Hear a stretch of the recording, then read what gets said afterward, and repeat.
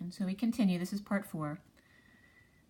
So as I'm going through this hanging lasso and hanging in a noose or energy that's coming up, and someone trying to sidestep their involvement because they never really wanted to be involved in the first place, this banging in the ceiling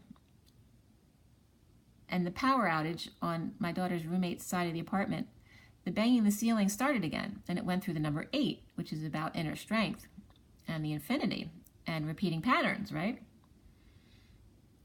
And about manifestation of repeating patterns. And after I wrote number 8, that's when the noose came, the specific word, the noose came in. And I'm going to repeat this because this was on the last video. Using them for money, legacy, causing them to lose their balance due to faulty grounds or quicksand, and then repeating all patterns, because you end up getting swallowed up by greed when you end up getting involved in something that isn't authentic to you. You get sucked in, and then you end up having to lie to cover up everything that's happening that you didn't want to be involved with in the first place. So again, the Sphinx I saw had their sword out, which I'd never noticed that before, protected by the angel who had scriptures in front of them, and then the eagle with the book of knowledge. But the Sphinx had an X over her head, just like the mark over the devil's head, representing the Pharaoh energy, which also came up today in my reads.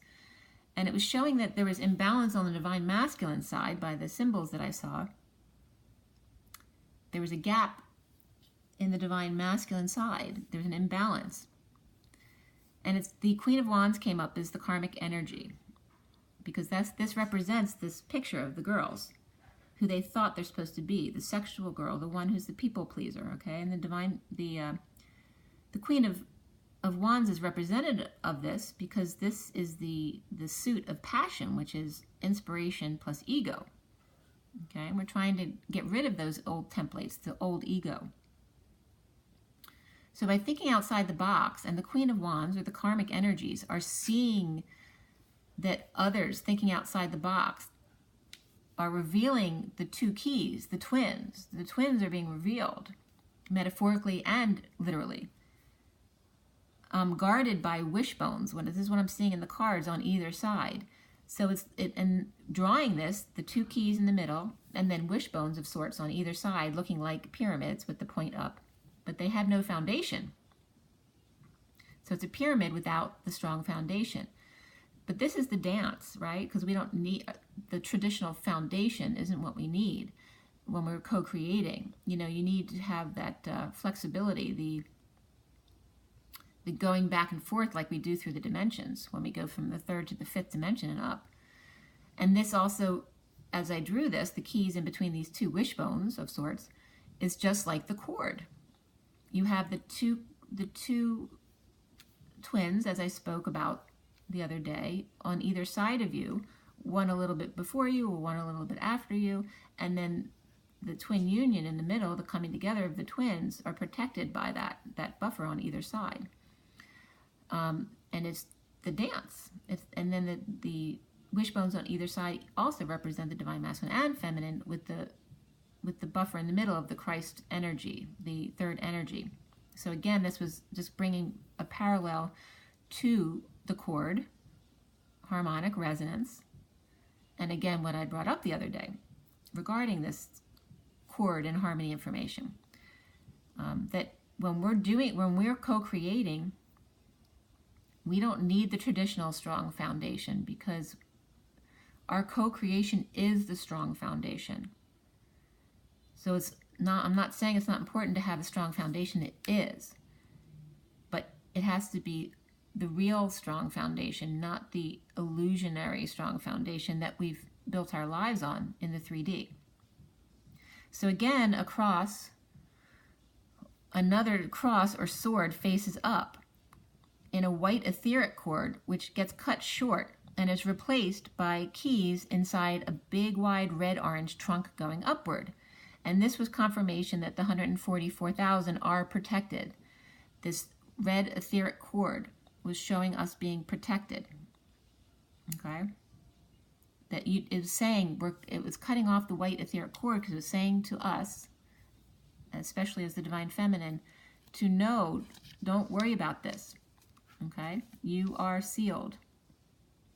You are protected.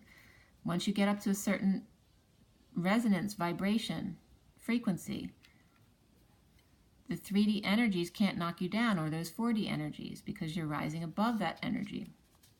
Okay, there's no fear. When you don't fear, your energy goes up.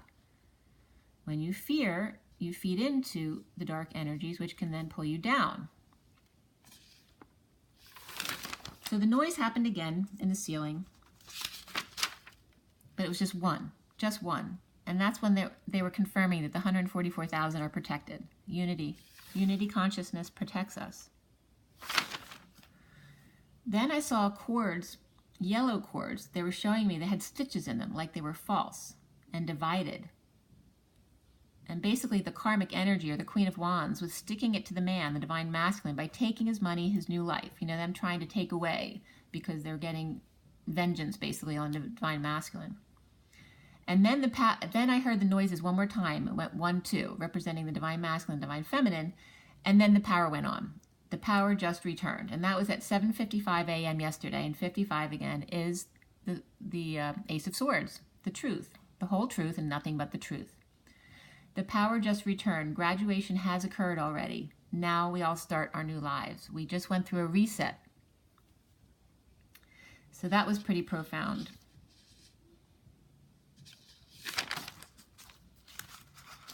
On yesterday, we went to the Salt River, and we floated down the Salt River for 3 hours. So that was representative of a cleansing for both the divine masculine and the divine feminine.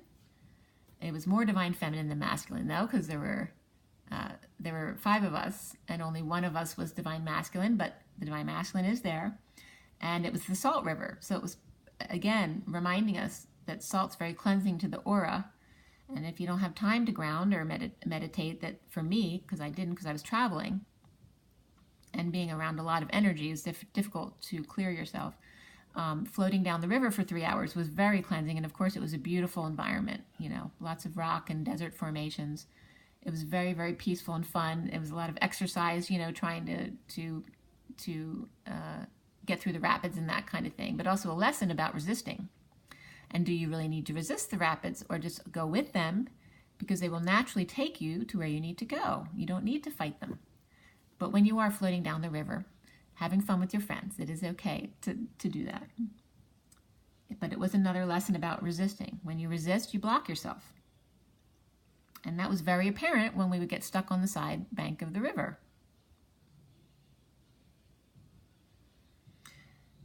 So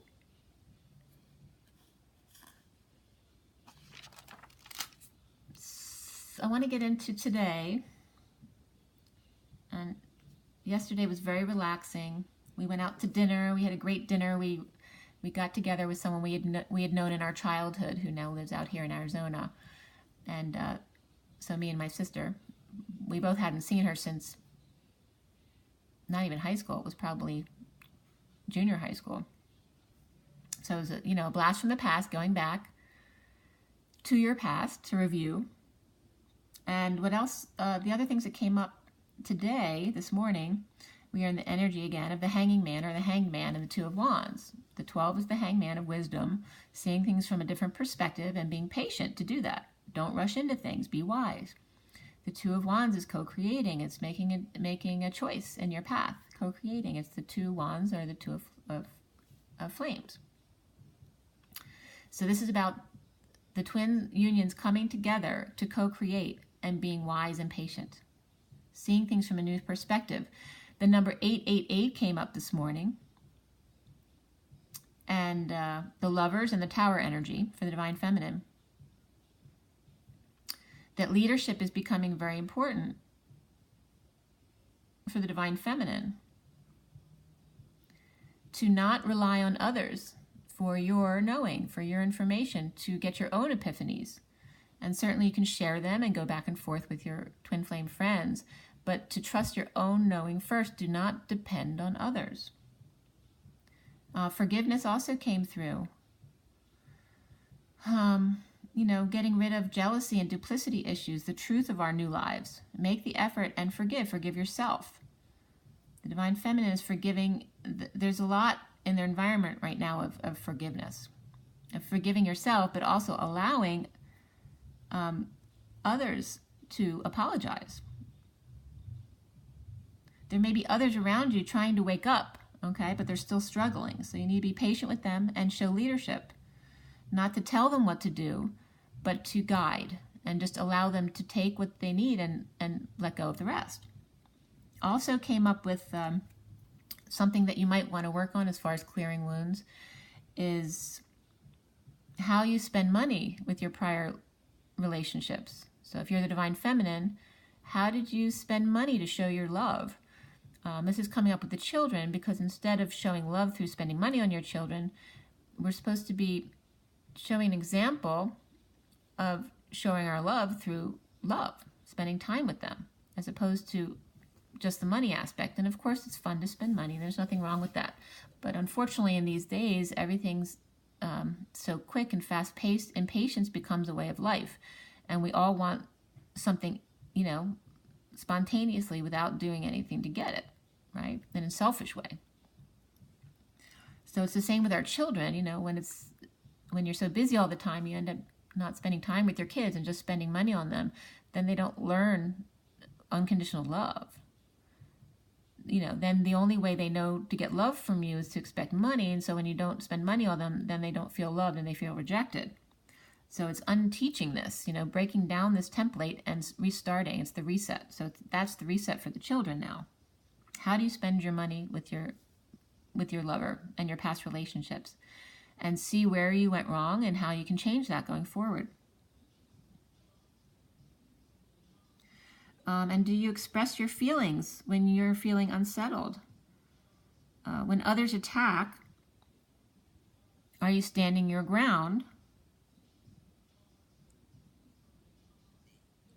Even if you're unsettled or uncomfortable. So if you get triggered, are you able to stay neutral? There's nothing wrong with protecting stability and the good things that you've earned for yourself. There's nothing wrong with that. But to just allow and be neutral and not react to things. Stand your ground, but in a peaceful way. When you are expressing romantic feelings, don't forget that being apart from them creates distortions in the way you think, because then we allow ourselves to make up lots of stories about how this person really is or their situations, and most of it's going to be of false timelines that have presented themselves to you and that you have created, and we're collapsing all these timelines, so you don't want to feed into that. You need to stay neutral and focus on yourself, not on what you think your twin is doing.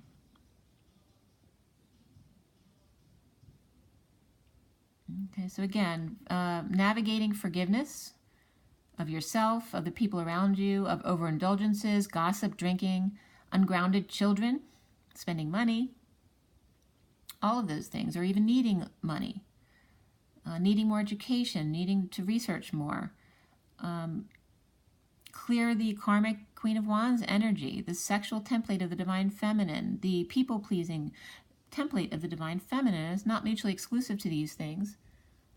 You can certainly bring up more. That salt water helps clear the aura. Use saltwater scrub or salt baths are great for clearing. Don't forget that the truth shall set you free. You don't have to walk away from the karmic. Just walk past her when she's looking the other way, turning the other cheek, to continue expressing your epiphanies of truth. The truth shall set you free.